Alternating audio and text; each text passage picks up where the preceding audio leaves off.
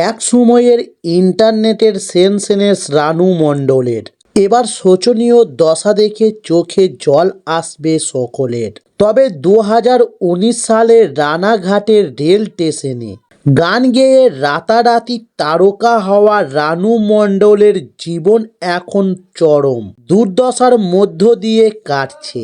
তবে হিমেশ ও রেশমিকার হাত ধরে বলিউডে পা রাখে এই গায়িকা বর্তমানে রানাঘাটের একটি জরাজীর্ণ ও নোংরা বাড়িতে দিন কাটাচ্ছেন।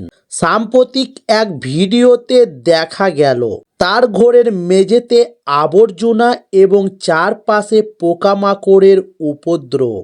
তবে সাহায্যের জন্য পাঠানো খাদ্য সামগ্রী রাখার মতো কোনো পাত্রই নেই রানু মণ্ডলের কাছে। তবে প্রচার রশ্মি থেকে দূরে সরে যাওয়ার পর রানু মণ্ডলের মানসিক ও অর্থনৈতিক অবস্থার মারাত্মক অবনতি হয়েছে বলে জানা গেছে। তিনি এখন খাবারের জন্য প্রতিবেশীর সাহায্য ও ব্যক্তিদের দয়ার উপর নির্ভরশীল।